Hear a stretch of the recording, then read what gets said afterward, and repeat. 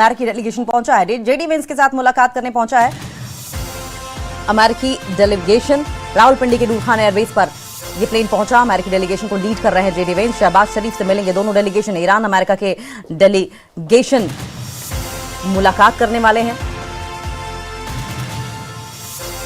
तो पाकिस्तान के इस्लामाबाद में अमेरिका और ईरान के बीच में बातचीत के लिए मंच सज चुका है। बड़ी खबर यह है कि अभी अमेरिका का पहले डेलीगेशन इस्लामाबाद पहुंच चुका है। अमेरिकी उपराष्ट्रपति जेडी वेंस की अगुवाई में अमेरिका डेलीगेशन पहुंचा और इधर ईरान का डेलीगेशन इस्लामाबाद में मौजूद है। बातचीत से पहले अमेरिका के सामने ईरान ने शर्तें रखी हैं। ईरान के स्पीकर गालिबफ का कहना यह है कि पहले लेबनान में सीज फायर फिर बातचीत। वहीं डील से पहले ट्रंप लगातार ईरान को धमका रहे हैं। ट्रंप का यह कहना है कि ईरान केवल बातचीत के लिए जिंदा है। और इस बीच ईरान की मीडिया की तरफ से दावा किया गया कि अमेरिका ने ईरान की 4 शर्तें मान ली हैं। दोनों तरफ से एक दूसरे के खिलाफ भयंकर अविश्वास है। आज होने वाली बातचीत पर पूरी दुनिया की नजरें टिकी हुई हैं। ट्रंप ने साफ कहा है कि अगर ईरान नहीं माना तो भीषण हमले होंगे। डील से पहले ट्रंप की ओर से वार्निंग पर वार्निंग दी जा रही है। एक के बाद एक कई वार्निंग दी गई है और ऐसे में कैसे बनेगी बात? कहीं ट्रंप की इन धमकियों से बात बिगड़ तो नहीं जाएगी? सवाल ये कि क्या गन पॉइंट पर पीस डील होगी? इस्लामाबाद में डील लॉक होगी या फिर डेडलॉक होगा? दोनों तस्वीरें आपकी टीवी स्क्रीन पर आप देख रहे हैं। देखिए किस तरीके से सुरक्षा के पुख्ता इंतजाम हैं और ये एयरपोर्ट की तस्वीर है जब प्लेन लैंड हुआ। जेडी वेंस अमेरिका के उपराष्ट्रपति वहां पर मौजूद थे और उन्हीं की अगुवाई में डेलीगेशन वहां पर पहुंचा है और पाकिस्तान पहुंचा है अमेरिका का डेलीगेशन। और ऐसे में रावलपिंडी का ये नूर खान एयरबेस आप देख रहे हैं जहां पर अमेरिकी डेलीगेशन पहुंचा है और इस डेलीगेशन को खुद अमेरिका के उपराष्ट्रपति जेडी वेंस लीड कर रहे हैं। जेडी वेंस शहबाज शरीफ से मिलेंगे, दोनों डेलीगेशन की मुलाकात होगी। ईरान अमेरिका की डेलीगेशन का भी आमना सामना होगा। पाकिस्तान के इस्लामाबाद में अमेरिका और ईरान के बीच में बातचीत के लिए मंच सज चुका है। बड़ी खबर यह है कि अभी अमेरिका का पहला डेलीगेशन इस्लामाबाद पहुंच चुका है। अमेरिकी उपराष्ट्रपति जेडी वेंस की अगुवाई में अमेरिका डेलीगेशन पहुंचा है। इधर ईरान का डेलीगेशन इस्लामाबाद में मौजूद है। बातचीत से पहले अमेरिका के सामने ईरान ने शर्त रख दी है। ईरान के स्पीकर गालिबफ का कहना है कि पहले लेबनान में सीज फायर फिर बातचीत होगी। वहीं डील से पहले ट्रंप लगातार ईरान को धमका रहे हैं। ट्रंप का कहना है कि ईरान केवल बातचीत के लिए जिंदा है। और इसी बीच ईरान की मीडिया की तरफ से दावा किया गया है कि अमेरिका ने ईरान की 4 शर्तें मान ली हैं। दोनों तरफ से एक दूसरे के खिलाफ भयंकर विश्वास है। आज होने वाली बातचीत पर पूरी दुनिया की नजरें टिकी हुई हैं। ट्रंप ने साफ कहा है कि अगर ईरान नहीं माना तो भीषण हमले होंगे। डील से पहले ट्रंप की ओर से वार्निंग पर वार्निंग दी जा रही है और ऐसे में कैसे बातचीत बनेगी? कहीं ट्रंप की इन धमकियों से बात बिगड़ तो नहीं जाएगी? सवाल यह भी कि क्या गन पॉइंट पर यह पीस डील होने वाली है? इस्लामाबाद में डील लॉक होगी या फिर डेडलॉक होगा? यह सबसे बड़ा आज का सवाल है।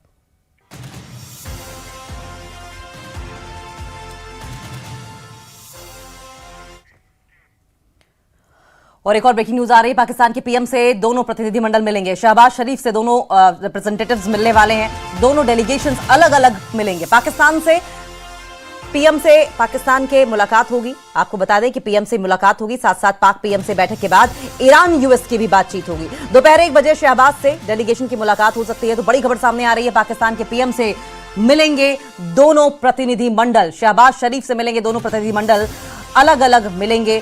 पीएम से मिलेंगे, बैठक के बाद ईरान यूएस की वार्ता होगी। दोपहर 1 बजे शहबाज से मिल सकते हैं डेलीगेशन। ये बड़ी खबर सामने आ रही है। पाकिस्तान के पीएम से दोनों प्रतिनिधिमंडल की मुलाकात होने वाली है और ऐसे में सबसे बड़ा सवाल तो ये है कि पीस डील होगी, डील लॉक होगी, डेडलॉक होगा? अमेरिका वर्सेस ईरान की अगर बात करें तो शांति या फिर समझौता होगा। लेकिन सवाल तो यही है कि क्या गन पॉइंट पर रखकर शर्तें मनवाई जा सकती हैं?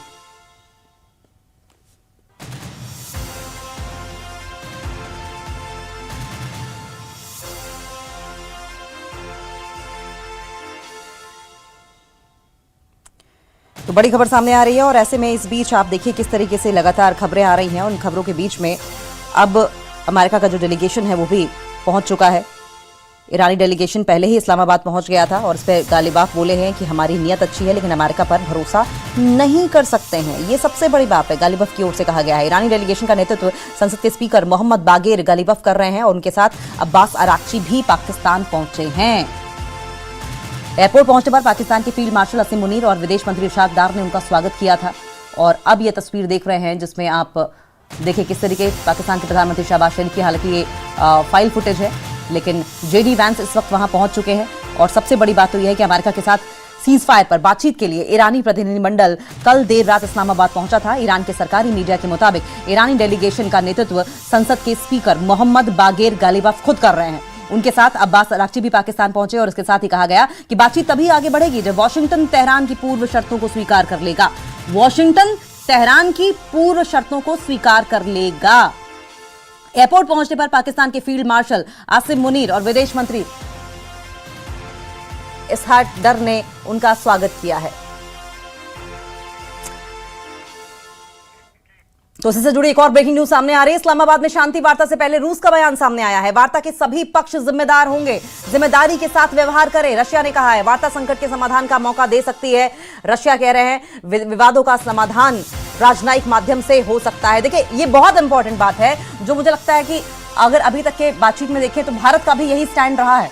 हर संकट का सॉल्यूशन डेलीगेशन के बीच वार्ता है, बातचीत है, और यही रूस भी कह रहा है। इस्लामाबाद में शांति वार्ता से पहले रशिया का यह बयान सामने आया है। वार्ता के सभी पक्ष जिम्मेदारी से व्यवहार करें, यह बहुत इंपॉर्टेंट है। लेकिन क्या यह जिम्मेदार व्यवहार हम अमेरिका से उम्मीद कर सकते हैं?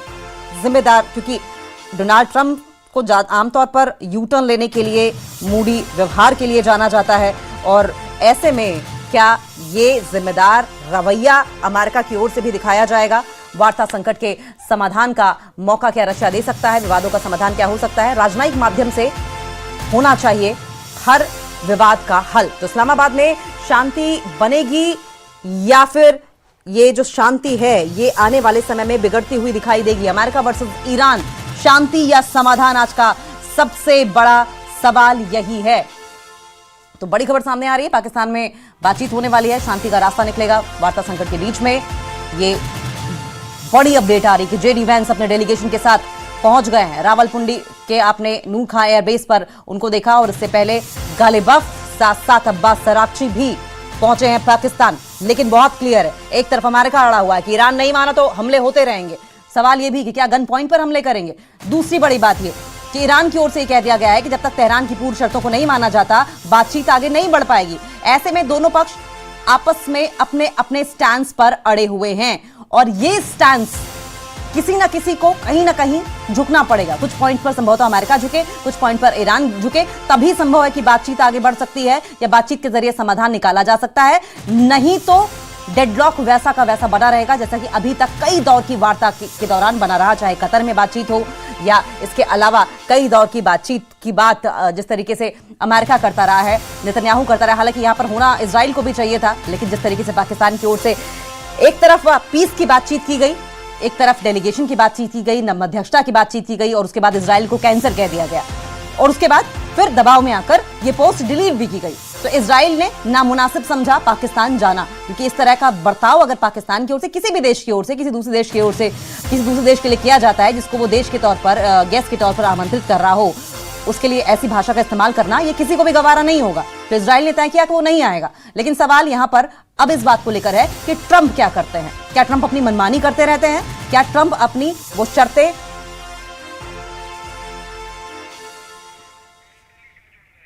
मोहम्मद अली शाह, डिफेंस एक्सपर्ट, इस वक्त हमारे साथ जुड़ गए हैं।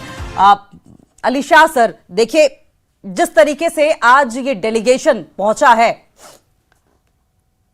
पाकिस्तान, सबसे बड़ी बात यह है कि डोनाल्ड ट्रंप कहते हैं कि आपने शर्तें नहीं मानी तो हम अटैक्स पर अटैक करेंगे। ऐसा लग रहा है कि गन पॉइंट पर रखकर शर्तें मनवाने की कोशिश कर रहे हैं। वहीं गालिबाफ, ईरान के जो स्पीकर हैं, साथ साथ अब्बास अराक्ची कहते हैं कि हमारी, यानी कि तेहरान की पूर्व की शर्तें अगर नहीं मानी गई तो हम बातचीत नहीं करेंगे, बातचीत में आगे नहीं बढ़ेंगे। सर, कहीं ना कहीं किसी ना किसी को तो कुछ कुछ पॉइंट्स पर कॉम्प्रोमाइज करना होगा। कैसे बढ़ेगी ये बातचीत आगे, आपको क्या लग रहा है? आपका कहना बिल्कुल सही है। देखिए, आप देखिए, जब 2 हफ्ते की सीज फायर की बात हुई थी अभी कुछ दिन पहले, 2 दिन पहले, तो इजराइल ने बात नहीं मानी थी। इजराइल ने फटाफट लेबनान के अंदर हमले करने शुरू कर दिए थे, जहां पे 300 लोगों की मौतें हो गई थी और 1,500 से ज्यादा लोग घायल हो गए थे। तो इजराइल एक संदेश देने की कोशिश कर रहा था कि अमेरिका को, देखिए आपने हमको कॉन्फिडेंस में नहीं दिया, आपने हमको, हम साथ में कूदे जंग में, हम आपको लेकर आए जंग के अंदर, और आप अपनी मनमानी कर रहे हैं। तो डोनाल्ड ट्रंप साहब ने जेडी वैंस को तो भेजा है। अब ऐसा है कि जेडी वैंस की जान को खतरा है, इस तरीके की खबरें आ रही हैं। आप देख तो लिए, ये शांति की वार्तालाप कहां पर हो रही है? हाँ। पाकिस्तान के अंदर हो रही है। पाकिस्तान किस लिए मशहूर है? ये मैं नहीं कह रहा हूं, हर कोई जानता है। जैसे हम कहते हैं ना कि कानपुर में चमड़ा मशहूर है, नागपुर में संतरा मशहूर है, पाकिस्तान में क्या मशहूर है? सब किसी भी पूछ लिए आप, बच्चा बच्चा बोलेगा आतंकवाद मशहूर है पाकिस्तान के अंदर। तो अगर वहां पर टॉक हो रही है, क्या ये पाकिस्तान की छवि को अलग रूप देने की भी कोशिश हो रही है अमेरिका से? क्या बात क्या है? पाकिस्तान में तो 2 दिन की छुट्टी डिक्लेयर हो गई है, बिलबोर्ड्स है, इस्लामाबाद टॉक्स कर कर। पाकिस्तान तो जैसे कि हमारा G20 समिट हुआ था ना, पाकिस्तान की तो बहुत बड़ी बात है भाई, पाकिस्तान के अंदर सीज फायर की बात हो रही है भैया, बहुत बड़ी बात हो गई। और अगर ये कामयाब हो जाती बिल्कुल, तो पाकिस्तान का बहुत नाम होएगा फिर। मगर ये कामयाब नहीं होएगी, अभी आप लिख के ले लीजिए, आप नहीं होएगी, और ज्यादा बेइज्जती होगी पाकिस्तान को फिर। शहबाज शरीफ और फील्ड मार्शल आसिम मुनीर को और ज्यादा बेइज्जती इसके अंदर होने वाली है। तो अल्टीमेटली ये चाहे जेडी वेंस हो, चाहे यूएन की तरफ से हो, जैसे आपने बताया कि ईरान के पार्लियामेंट्री स्पीकर हैं मोहम्मद साहब, उन्हें बोला, तो अल्टीमेटली दोनों अपनी अपनी जगह पे अड़े रहेंगे। हाँ, मैं ये बात मानता हूं कि बात से तो बात आगे बढ़ती है, वार्तालाप, डायलॉग। आप जब मेज पे बैठते हो तभी कई चीजें इसकी उलझ जाती है। सर, सबसे बड़ी बात यह है कि मेज पर टेबल टॉक्स कई बार हुई हैं, कई राउंड की बातचीत हुई है, कतर में बातचीत होने की कोशिश हुई और इतनी बार बातचीत हुई। हर बार ईरान एक ही बात कहता है कि हमें अमेरिका पर भरोसा नहीं है, और ये बात अब दुनिया के अलग अलग हिस्सों से उठने लगी है। जिस तरीके से डोनाल्ड ट्रंप अपने स्टेटमेंट्स को बदलते हैं, अपने बयानों से यू टर्न लेते हैं और उसके बाद अपने पोस्ट को वो डिलीट कर देते हैं।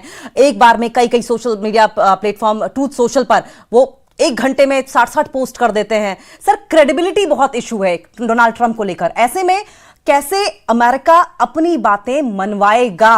क्योंकि अंदाज गन पॉइंट पर रखकर अपनी बात मनवाने जैसा ही है अमेरिका का, बातचीत कम दिखाई दे रही है। देखिए, फरवरी के महीने में, शुरुआत की फरवरी में, मेरे ख्याल से 4 फरवरी में ईरान और अमेरिका की मीटिंग भी हुई थी, बैठे भी थे मेज पे, बातचीत भी हुई थी, और दोनों पक्षों ने कहा था कि अच्छी शुरुआत हुई है। बहुत लोग खुश भी थे इस बात से, इसको और आगे बढ़ाना चाहिए हमको। उसी महीने में, हाँ, ये फरवरी की शुरुआत में हुआ, फरवरी के आखिर में अमेरिका ने ईरान पे हमला कर दिया, इजराइल के साथ इनकी टॉप लीडरशिप को खत्म कर दिया। तो यानी कि पीठ पे खंजर ठोकने की बात होगी ना ये। आप एक तरफ शांति की बात करते हो, इसीलिए क्योंकि वंस बिटन ट्वाइस शाय, इसलिए अब ईरान को भरोसा नहीं रहा, और ये पहले भी कर चुके हैं अमेरिका। और जब ये सीज फायर, 2 हफ्ते की सीज फायर की बात हुई थी ना अभी 2 दिन पहले, तो मैंने तभी कहा था, ये टीवी पे, आपकी चैनल पे था शायद, मैंने कहा था कि मेरे को भरोसा नहीं है कि 2 हफ्ते तक ये चल पाएगा, ये नहीं चलेगा शायद। और वही बात देखिए सर, अली सर, आप हमारे साथ बने रहिए। आपकी इसी पॉइंट को मैं, हमारे सहयोगी विशाल आजम न्यूज रूम से जुड़ गए हैं।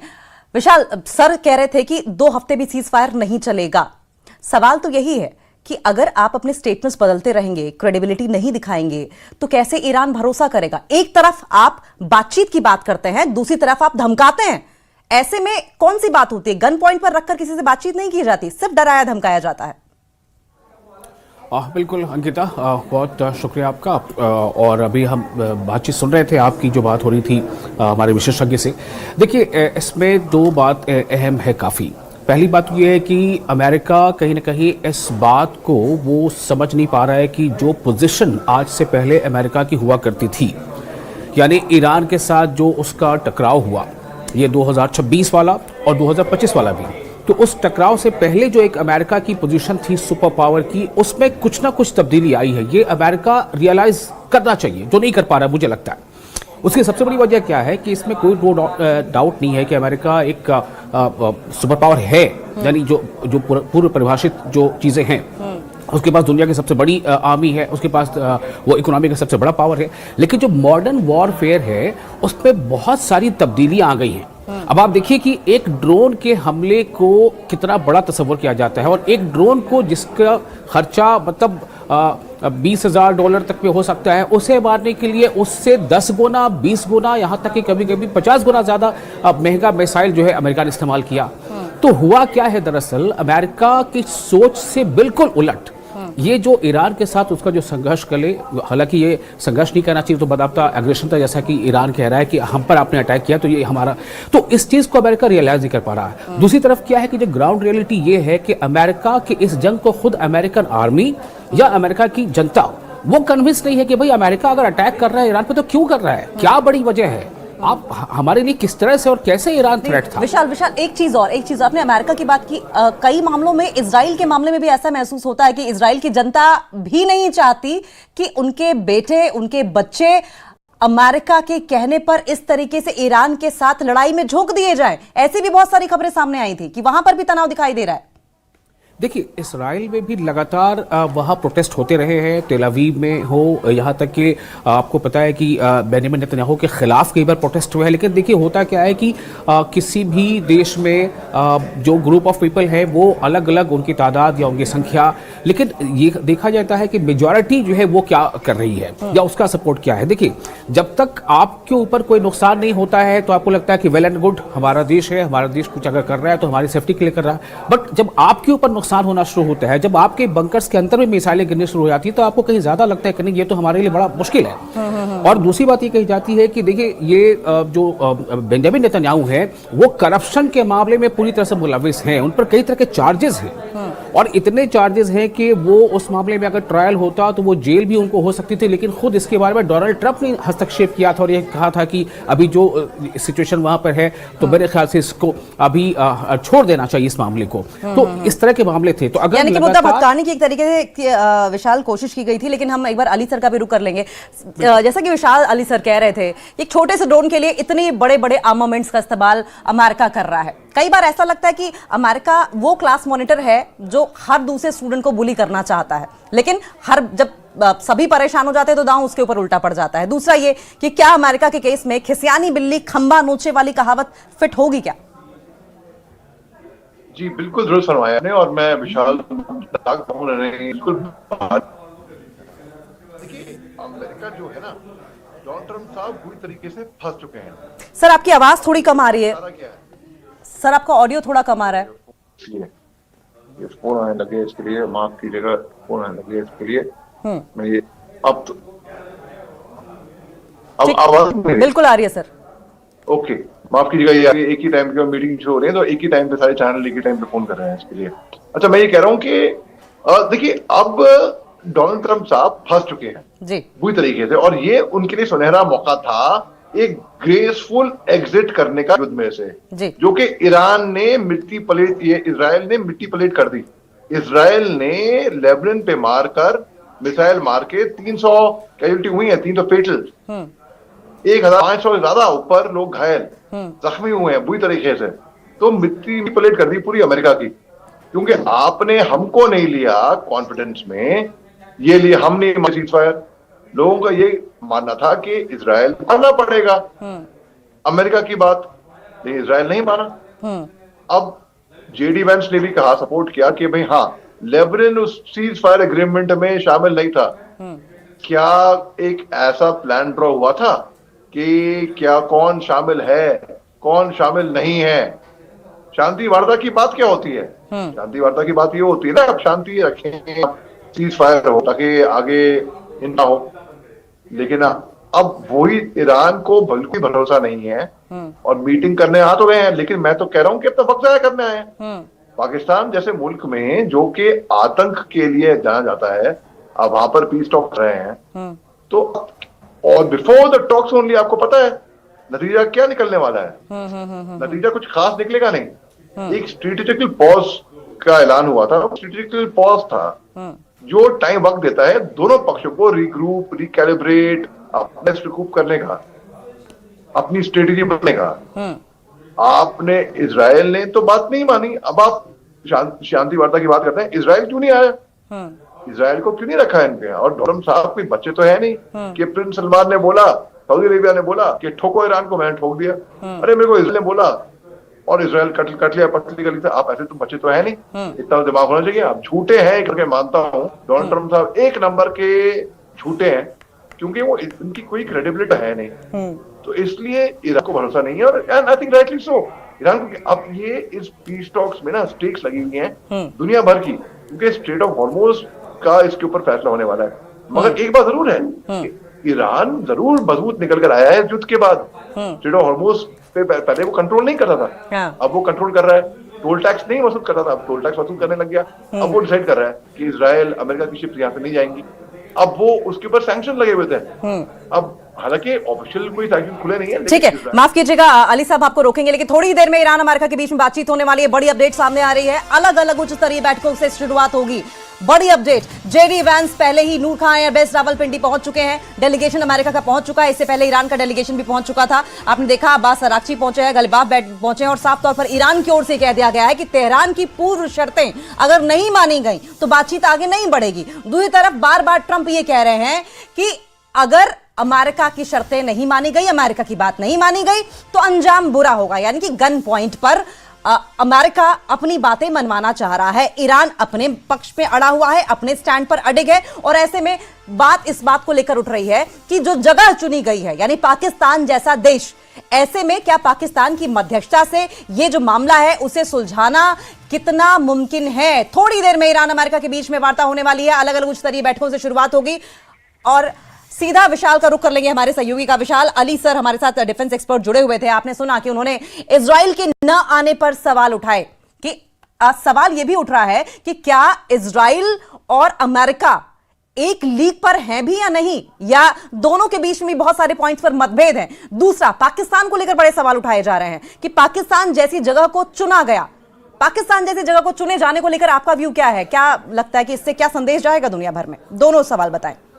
देखिए, पहली बात तो ये है जो आपने इसराइल के ताल्लुक से पूछा। देखिए, इसराइल का इस सीज फायर से सीधा कोई राब्ता नहीं है। जैसे ही डोनाल्ड ट्रंप ने जब अपने सोशल मीडिया ट्रुथ सोशल पर ये अनाउंसमेंट किया था कि हमें ईरान की तरफ से और वाया पाकिस्तान एक प्रपोजल मिला है 10 पॉइंट्स का, and this is, I think it is workable, तो हम जो है इस दो हफ्ते का सीज फायर का अनाउंसमेंट कर रहे हैं। ये इसमें इसका फौरन रिएक्शन क्या आया था? इसका फौरन रिएक्शन नेतन्याहू की तरफ से ये आया था। नेतन्याहू का ये कहना था कि हमसे तो कोई कंसल्टेशन ही नहीं हुई है, और हमारा जो है इसमें जो सीज फायर है, तो जब उसका जो फ्लैशबैक, यानी इसके जो पस मंजर जो है, बैकग्राउंडर ये आने लगा कि दरअसल डोनाल्ड ट्रंप ने जब ये सोशल मीडिया ट्रुथ सोशल पर उन्होंने ये अनाउंसमेंट किया था, उसके पहले डोनाल्ड ट्रंप ने इसराइल से बातचीत की थी नेतन्याहू से, लेकिन नेतन्याहू इस सीज फायर के हक में नहीं थे।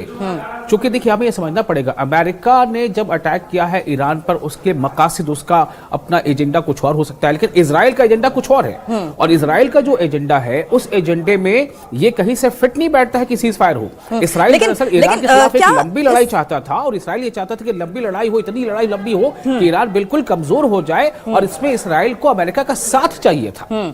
लेकिन इसका मतलब तो ये हुआ ना विशाल कि इजराइल और अमेरिका के बीच में भी कोई कोऑर्डिनेशन नहीं, और सबसे बड़ी बात यह है कि इजराइल सीज फायर नहीं चाहता था, इजराइल के साथ कोऑर्डिनेशन नहीं की गई। तो जिस तरीके से पिछले 7-8 युद्धों को खत्म कराने का दावा डोनाल्ड ट्रंप की ओर से किया गया, और फिर दुनिया ने आरोप लगाया कि वो जबरदस्ती चौधरी बन रहे हैं, क्या इस मामले में भी यही समझा जाए? 7-8 आप गिन लें या उससे ज्यादा गिन लें, मुझे आप ये बताइए कि डोनाल्ड ट्रंप के आने के बाद क्या गजा पर हमले बंद हो गए? मुझे आप ये बताइए, क्या डोनाल्ड ट्रंप के दोबारा इक़्तिदार में आने के बाद क्या रशिया और यूक्रेन का जंग बंद हो, ये युद्ध बंद हो गया, जंग बंद हो गई? नहीं हुई ना। तो उन्होंने कहा क्या था, वो कर क्या रहे? बल्कि ये जो 2 फ्रंट ऐसे खुले हुए थे, गजा पर हमले, वो बंद नहीं हुए। उसके साथ साथ आप देखिए, अच्छा ये भी हमें याद रखना होगा कि ये जो इजिप्ट में शर्म शेख में जो इजिप्ट में जो अकॉर्ड हुआ था, गजा अकॉर्ड, उसके बाद बोर्ड ऑफ पीस भी बना। एक तो गजा अकॉर्ड हुआ, सीज फायर लागू हुआ, फिर बोर्ड ऑफ पीस बना। उन सबके बावजूद देखिए गजा पर अभी भी हमले हो रहे हैं।